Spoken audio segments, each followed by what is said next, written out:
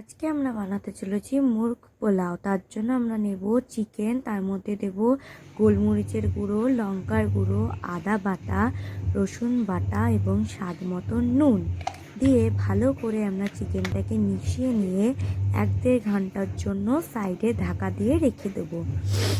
আর এবার আমরা নেব অন্যদিকে কড়াইয়ের মধ্যে একটু তেল দিয়ে নেব, দিয়ে তার মধ্যে দিয়ে দেবো পেঁয়াজ, তারপরে গোটা গরম মশলা, আদা বাটা, রসুন বাটা এবং স্বাদ মতো নুন দিয়ে ভালো করে ওটাকে কিছুক্ষণ আমরা ভেজে নেব। ভেজে নেওয়া হয়ে গেলে এবার ওর মধ্যে আমরা ম্যারিনেট করা চিকেনটাকেও দিয়ে দেবো, দিয়ে আবার ভালো করে কিছুক্ষণ নাড়াচাড়া করে এবার একটুখানি জল মেশাবো। ওর মধ্যে জল দিয়ে এটাকে কিছুক্ষণ ঢাকা দিয়ে 10-15 মিনিট মতন রেখে দেবো, যাতে মাংসটা সেদ্ধ হয়ে যায়। মাংসটা সেদ্ধ হয়ে গেলে আমরা অন্য পাত্রে মাংসটাকে ঢেলে নেব, দিয়ে আমরা কড়াইয়ে আবার তেল নেব। তেলের মধ্যে আবার আমরা পেঁয়াজ আর গোটা গরম মশলা মিশিয়ে নেব, স্বাদ মতো নুন দেবো, আদা বাটা, রসুন বাটা দেবো, দিয়ে ভালো করে কিছুক্ষণ ভাজা করে নিই।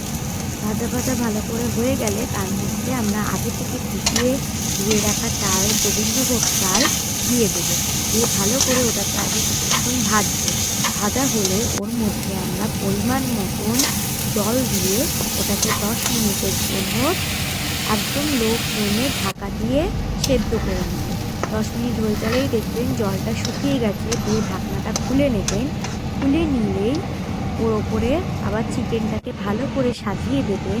সাজানো হয়ে গেলে একদম লো ফ্লেমে আবার 5 মিনিট মতন দমে রেখে দিতে হবে। তারপরে দমের ঢাকনাটা খুলে ওর মধ্যে গরম মশলা আর ঘি দিয়ে ভালো করে নাড়াচাড়া করে নিতে হবে।